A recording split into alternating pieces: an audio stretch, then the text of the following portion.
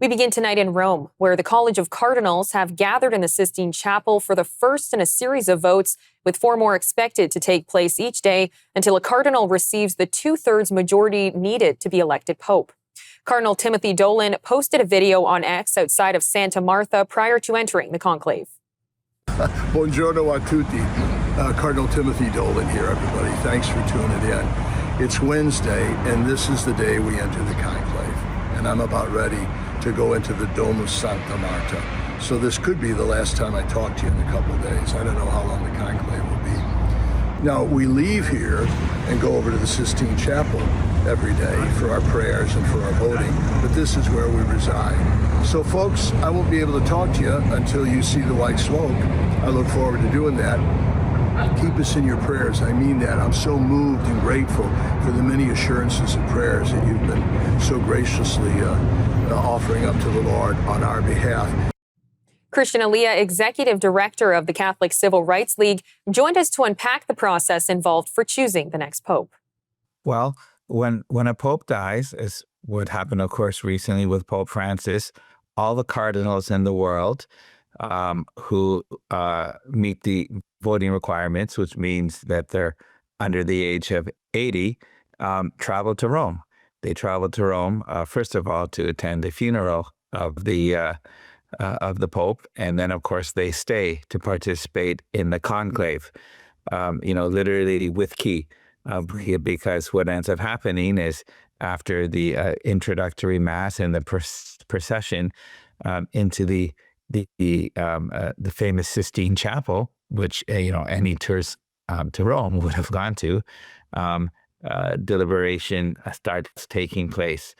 And that's essentially what they do. They meet, they have breaks, just the way you would have breaks if you were attending a day-long meeting or a corporate retreat or something like that. But the work that they're tasked with is the very important work of electing a new pontiff. And they have ballots, pens and sheets of paper. And, just the way a vote would be in any meeting. There are speeches, there's discernment, and it's a prayerful process, I understand as well. We're aware of the public acts of faith. A few examples of them. The big one is the mass that leads into the conclave. Yesterday, we had Cardinal Battista Re, who said, pray that we get the Pope that the world needs. Years ago, after the death of Pope St. John Paul II, there was a very famous homily given at the Mass in the Sistine Chapel for the cardinals, given by then Cardinal Ratzinger, who ended up himself becoming Pope. They were the ones who was voted for. That was a little bit, a little bit more specific. He prayed that we have to end relativism, and we had to he laid out what perhaps the biggest challenges were for society in the church, according to his view and the synthesis that he gave as a great scholar. And it was said that if any cardinals, weren't sure at that moment, they were pretty sure at that time that he, in fact, was the one that they needed for Pope. We're not so sure, perhaps, with this time. And arguably, there can be surprises as well. We also asked Mr. Elia for a rundown on who the front runners are for the role. It was long thought that Cardinal Tagle from Manila, the Philippines, he's been well known in Rome and internationally now for at least a decade, over a decade now. He was a major protagonist in World Youth Day Madrid, for example, which was 2010.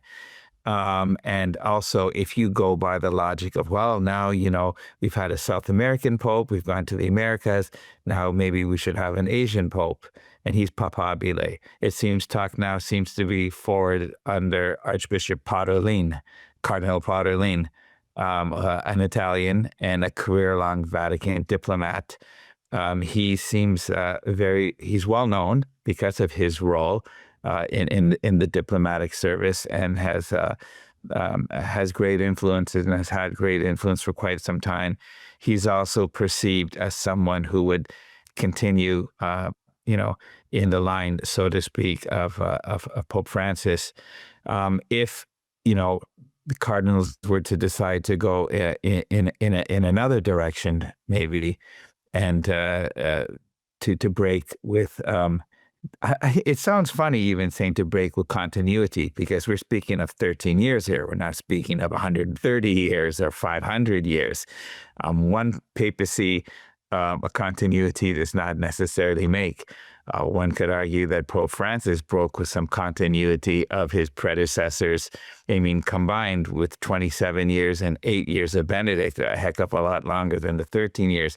So I don't even like using those terms because, in over the centuries and centuries of the church, nothing is irreversible.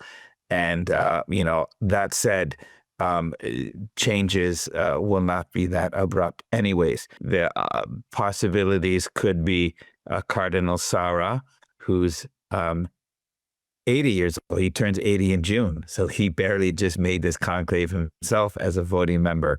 And he, of course, would be the first African pope in many, many, many, many centuries. Not ever, but certainly for a very, very long time in terms of the memory of the world is concerned, both historically and otherwise. One name that comes up now that's interesting to me is Pizzaballa, Cardinal Pizzaballa, who's in the Holy Land right now.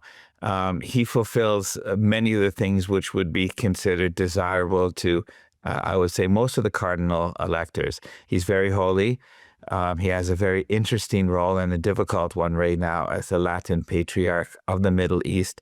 He was relatively unknown, but he garnered a lot of the world's attention when he volunteered to give himself up in place of the hostages that were taken after the October attacks by Hamas into Israel, and the taking of the Israeli hostages certainly garnered the attention of the world.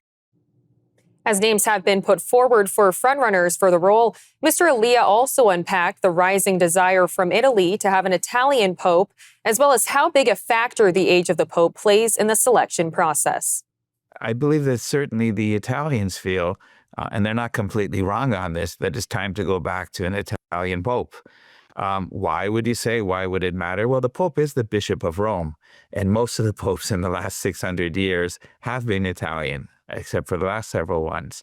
I believe, and I've had this confirmed by others, that one of the reasons why Francis, Cardinal Bergoglio of Buenos Aires, Argentina, was elected, when he really wasn't on the radar of people like us who do media work, was that he was seen as a compromise.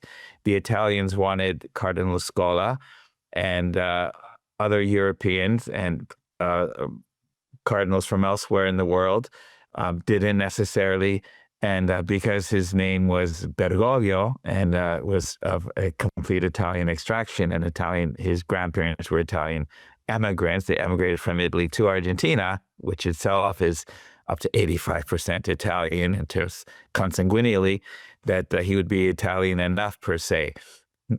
It's debatable to what degree he had Italian or other tendencies, but I think this time the Italians will be pushing for the Bishop of Rome to be another Italian, and Pizzaballa, a Lombard, would meet that requirement, if you will, and also he does have the international credibility in a very important position right now. The one drawback with him, of course, is he's 60, and you would be looking potentially at a very long pontificate, and cardinals who weren't, when you're not sure, better to go with an older man, right? You'll have a second kick at the can in 10 years or so, which was the case here really with Pope Francis. If anything, Pope Francis' longevity is remarkable. 13 years, considering, he basically had one operating lung. And we had a major global pandemic, which is respiratory in nature, and that didn't affect him. And even after contracting pneumonia, for example, he initially recovered. But a lot of the thought was, well, I remember at the time there was talk about that. We did not know much about him, but the thought was, well, you're not looking at a 27-year-long papacy with him anyways because of his age, at the time of election. So these are all things that have to be considered. There's talk, and some media outlets talk about left and right. Church people will tell you, well, we don't look left or right, we look up.